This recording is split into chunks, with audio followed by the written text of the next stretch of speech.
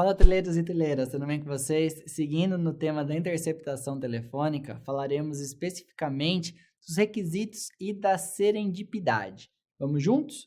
Vamos lá! A finalidade de existir a interceptação telefônica é auxiliar na investigação criminal e na instrução processual. Assim, não é possível autorizar uma interceptação telefônica no âmbito civil ou administrativo, tá bom? É só no âmbito criminal.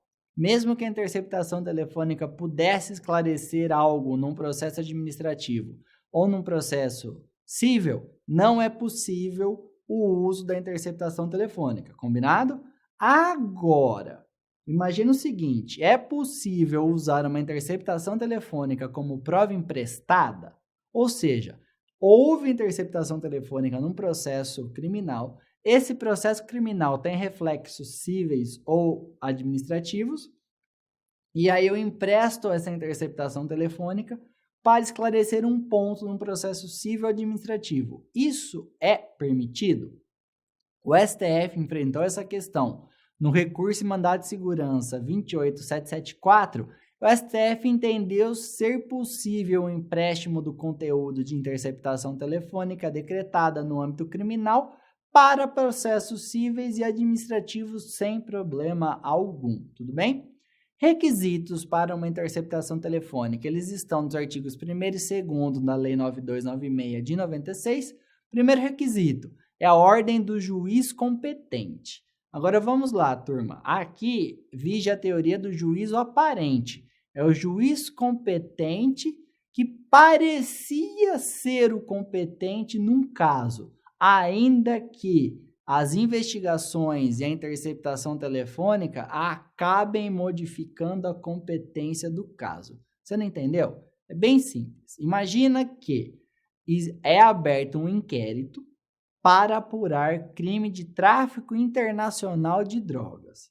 O tráfico internacional de drogas é de competência da Justiça Federal. Aí o juiz federal autoriza a interceptação telefônica. Durante a investigação, percebe-se que a droga nunca veio de fora do Brasil, ela sempre esteve aqui em território nacional. Ou seja, não é tráfico internacional de drogas, é um tráfico de drogas comum. E, neste caso, a competência é da Justiça Estadual. Mas quem autorizou a interceptação telefônica foi um juiz federal. Isso viola a lei? Não, turma, porque no momento da interceptação, entendia-se que era um caso de tráfico internacional de drogas e a competência era do juiz federal. Então, pela teoria do juiz aparente, ele era o juiz competente. Por isso que essa interceptação telefônica é legal e ela não será anulada, tudo bem? E aí o outro requisito, que são indícios razoáveis de autoria e participação de infração penal. E aí, turma, outro ponto da interceptação telefônica. Eu não posso usar a interceptação telefônica se eu acho que vai acontecer um crime. Pela legislação, primeiro o crime tem que ocorrer e aí eu quero investigar quem fez o crime. É para isso que serve a interceptação telefônica, tá bom? E aí a gente tem que a prova não pode ser feita por outros meios, se for possível obter dados, fazer campana policial, se tiver outro meio de obtenção de prova, a interceptação telefônica não deve ser usada. E também a interceptação telefônica só pode ser autorizada quando o crime investigado ele é punido com pena de reclusão. Então, se o crime é punido apenas com detenção, não se autoriza interceptação telefônica.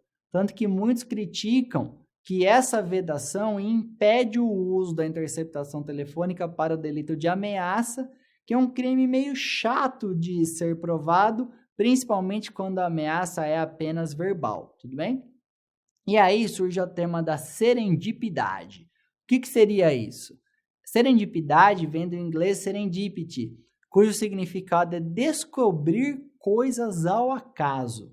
E aí a gente tem que, em regra, os tribunais superiores admitem o uso de elementos probatórios encontrados ao acaso, desde que a interceptação telefônica tenha sido decretada de forma fundamentada, legal e legítima. Então, por exemplo, a gente tem o seguinte caso: é decretada uma interceptação telefônica para a descoberta de crimes de tráfico de drogas. Quem anda fazendo tráfico de drogas naquela localidade e quais são os membros que praticam esse delito, tá? Aí, durante as investigações, a polícia percebe que os envolvidos estão comentando ainda sobre um caso enorme de receptação, certo?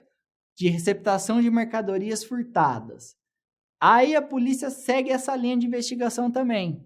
Isso é válido? É válido perfeitamente. A interceptação telefônica ela foi autorizada de maneira legal para apurar tráfico de drogas. Se além do tráfico constatarem-se outros crimes, é possível usar a mesma interceptação telefônica como prova para punir todo mundo, tudo bem? E agora surge uma questão também dos casos. E se é autorizada a interceptação telefônica para apurar um crime punido com reclusão, e você percebe que esse indivíduo, além do crime punido com reclusão, ele praticou crimes punidos com detenção. É possível o uso da interceptação telefônica autorizada por conta de um crime punido com reclusão para eu condenar alguém que praticou um crime punido com detenção? Turma, é perfeitamente possível. A lei veda que a interceptação telefônica seja autorizada para apurar um crime punido com detenção. Agora, se eu autorizo a interceptação telefônica para apurar um crime punido com reclusão e ao longo da investigação eu constato crimes punidos apenas com detenção, não tem problema algum. Sempre penso, o que deu ensejo à interceptação telefônica? Foi um crime punido com reclusão. Ok, ao acaso, achei crimes punidos com detenção. Não tem problema nenhum, pode usar a interceptação telefônica, tá certo? E aí, a necessidade de conexão e continência entre o crime encontrado ao acaso e o crime que deu ensejo à interceptação telefônica? Vamos lá.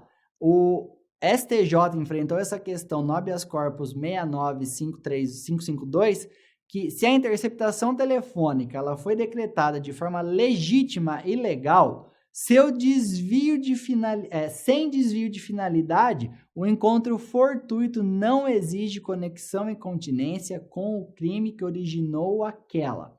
Ademais, o Estado não pode ficar inerte diante da ocorrência de um crime, tudo bem?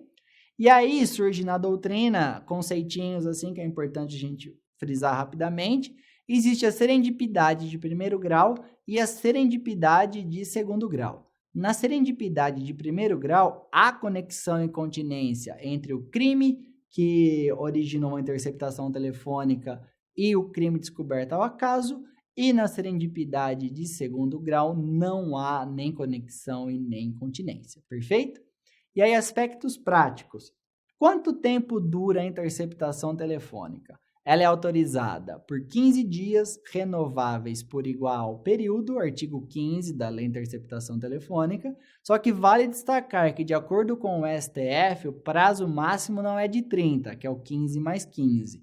É possível a renovação sucessiva de vários períodos de 15 dias, enquanto persista a indispensabilidade da medida, tudo bem? É a transcrição. Eu preciso transcrever tudo o que foi falado na interceptação telefônica, porque vai que ela dura muito tempo e são muitas ligações. O artigo 6º, parágrafo 1º da Lei 9296 de 96, determina que no caso de diligência possibilitar a gravação da comunicação interceptada, será determinada a sua transcrição, tudo bem? E quando o volume a ser transcrito é muito grande, aí, turma, haverá apenas a necessidade de transcrever o que interessa para a investigação, tá? Não precisa transcrever tudo. Agora, o que é exigido é que é necessário a disponibilização do material completo na qual a interceptação foi gravada.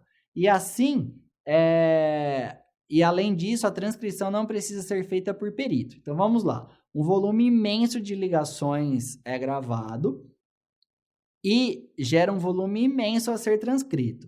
O Estado não é obrigado a transcrever tudo. O Estado só é obrigado a transcrever aquilo que interessou para a investigação. Agora, o Estado é obrigado a, se a defesa falar, mas eu queria entender o contexto dessa conversa, aí o Estado tem que permitir CDs ou nuvem para que todas as gravações estejam ali para serem acessadas. Não precisa estar escrito, mas tudo que foi gravado tem que ser disponibilizado. Isso permite contraditório e ampla defesa, tá? E aí a gente chega no tema da cadeia de custódia. Cadeia de custódia é uma documentação cronológica sobre quem teve contato com a evidência, evitando a sua adulteração. Imagina nesse caso anterior que eu falei com vocês, um volume imenso foi gravado e apenas uma parte foi transcrita. A defesa precisa entender em qual contexto aquela declaração foi feita, tudo bem? E no caso concreto do habeas corpus 160.662, o Estado perdeu a gravação que embasava a suspeita.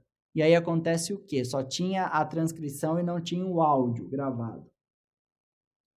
O STJ entendeu que, como não era possível aferir o contexto, não dava para entender em quais circunstâncias a declaração transcrita foi feita, a prova é nula e deve ser desentranhada dos autos. Tudo bem, turma?